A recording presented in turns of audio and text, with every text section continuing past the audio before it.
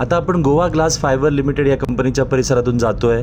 आपण प्रवास सुरुवात केलेला म्हापशामधून। भाग 1 जर तुम्ही बघितला असेल तर तुम्हाला माहिती आहे की म्हापसा ते सावंतवाडी असा प्रवासाचा मी व्लॉग बनवतोय आणि इथे माझ्या उजव्या हाताला हा हॅपी ढाबा दिसतोय। हा कोलवाळमध्ये आहे, कोलवाळमध्ये आहोत आपण आत्ता। तर या प्रवासाला मी सुरुवात केलेली म्हापशामधून आणि तुम्हाला म्हटलेलं की म्हापसा, त्यानंतर कोलवा, त्याच्यानंतर धारगळ असं करत करत पेडणे अर्थात आतमध्ये नाही जाणार आहोत आपण, हायवेने जातोय NH66 असं करत करत बांदा इंसुली मार्गे सावंतवाडी आपण जाणार आहोत।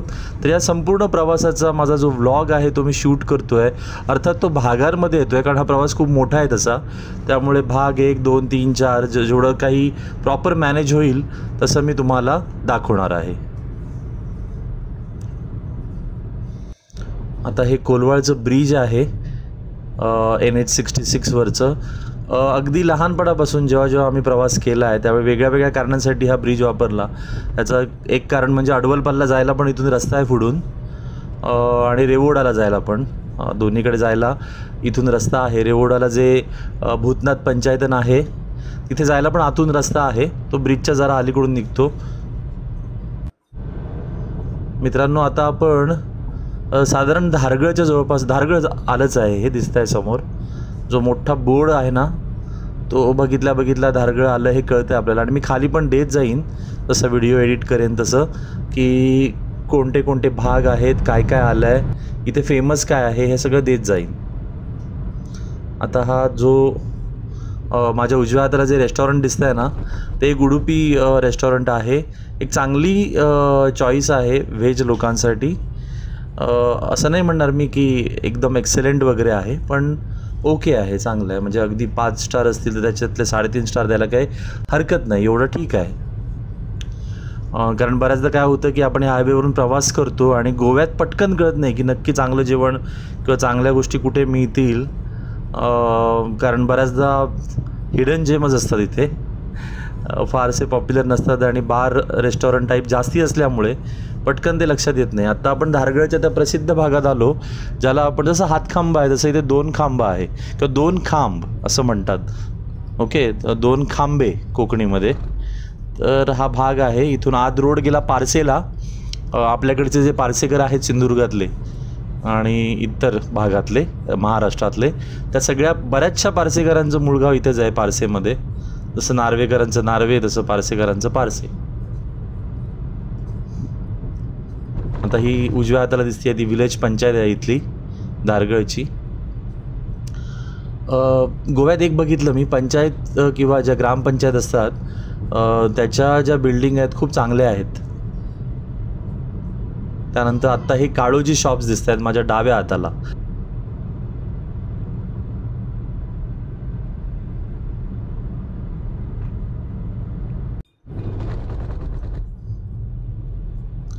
ओके मित्रांनो, आता आपण मोपा जो विमानतळ आहे त्या विमानतळाला जाणारा जो लिंक रोड आहे त्याच्या एंट्रीला आलोत।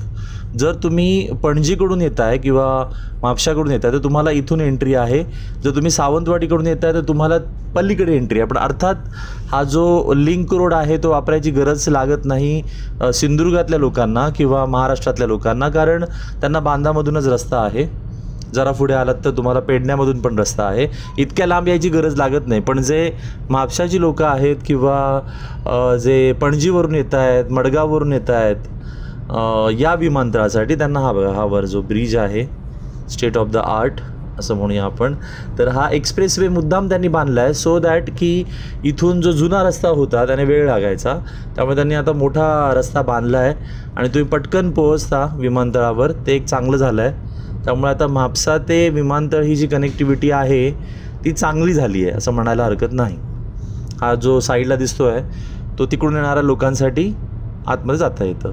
इथे हा एक साई शरद गेस्ट हाऊस आहे हा उजव्या हाताला, अर्थात ते आता ह्या ब्रिजमुळे दिसतच नाही आहे, पण फार पूर्वी माझा एक मित्र इथं राहिलेला, त्याने मला रेकमेंड केलेलं, सो मी पण रेकमेंड करेन। आणि बाकी इथे तुम्ही रेस्टॉरंट बघता माझ्या उजव्या हाताला, ते कावेरी, 9 किचन, हे जुनेच तसे आहेत, ओके आहेत, चांगले। आणि हे रेडकर हॉस्पिटल तुम्ही बघताय उजव्या हाताला माझ्या, हे प्रसिद्ध आहे रेडकर हॉस्पिटल या भागामध्ये. अगदी सिंधुदुर्गातून लोकंसुद्धा येतात. इथले रेडीचेच आहेत ते मूळचे आणि इथे वेगळे वेगळे काजूगर किंवा इतर सगळे जे काही कोकणी मेवा असतो, गोवन मेवा असतो, त्याचे शॉप्स आहेत इथे.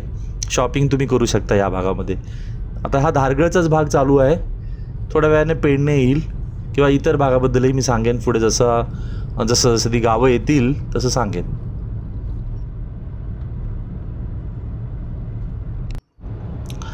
ओके मित्रांनो, आता इथे पेडणे जवळ आलं आहे आणि पेडणे येण्यापूर्वी विरनोडा गाव जे आहे आतमध्ये आहे ते. तर तिथे जाणारा रोड जो आहे विरनोड्याला तो, आणि पेडणे रेल्वे स्टेशनला पण तुम्ही इथून एक्झिट घेऊ शकता खालून. तर इथे जो, आणि सातेरी मंदिर पण आहे विरनोड्याचं.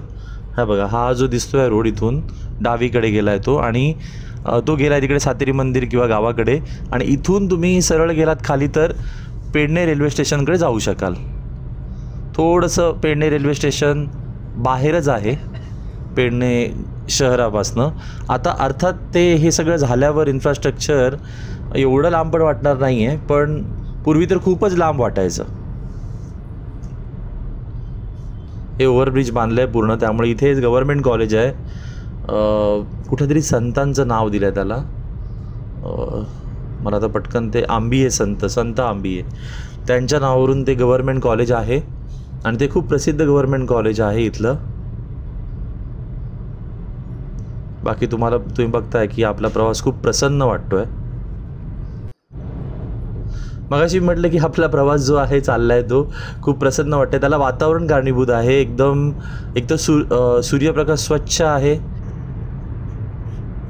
त्याशिवाय हे जानेवारीमधलं जे वातावरण आहे, जानेवारी अर्थात एंड व्हायला आला आहे, फेब्रुवारी सुरू होईल, ते आल्हाददायक आहे. थंडी आहे थोडी, त्यामुळे प्रवास करणं चांगलं वाटतं.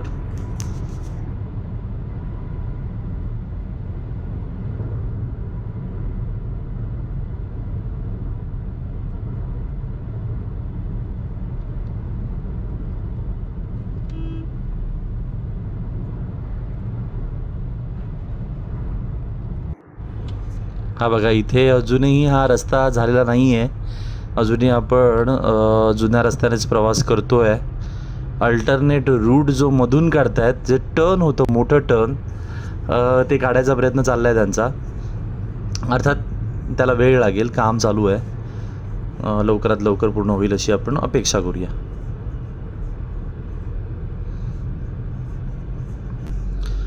फक्त एवढंच आहे की अजूनही त्या जुन्या आठवणी आहेत जुन्या हायवेच्या, त्या इथे जाग्या होतात ज्यावेळी आपण इथून प्रवास करतो जुन्या हायवेने. तो अल्टरनेट रूट निघाला की मग कदाचित आपला इथला प्रवास बंदच होईल. इथला जो जुन्या रूटचा आहे तो.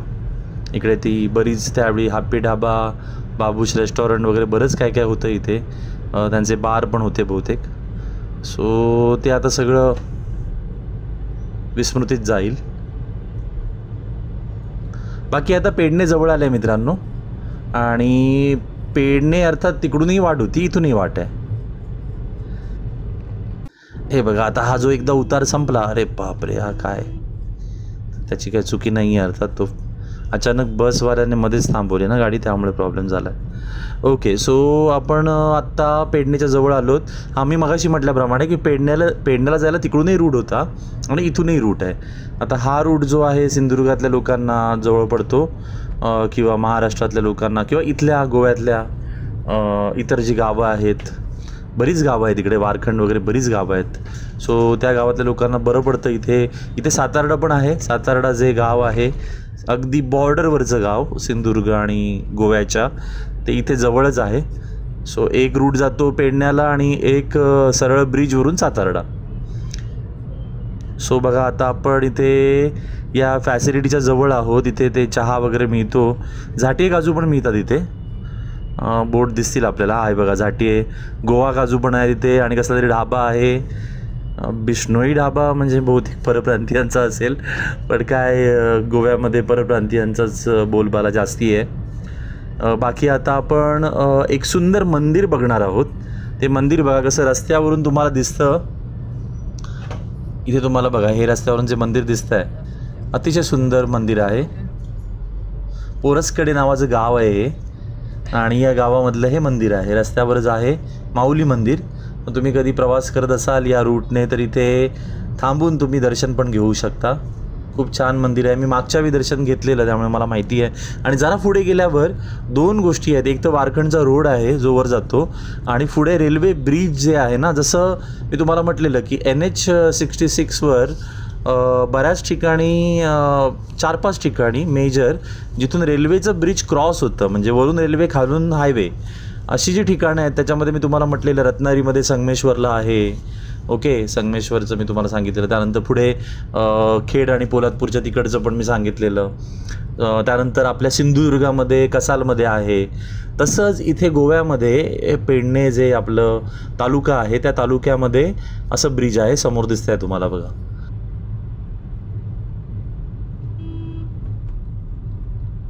सो मित्रांनो, इथेच आपण आज थांबणार आहोत. मी अजूनही गोव्यामध्ये आहे आणि तिसऱ्या भागामध्ये सुद्धा गोवा थोडाफार कव्हर होईल आणि त्यानंतर सिंधुदुर्ग.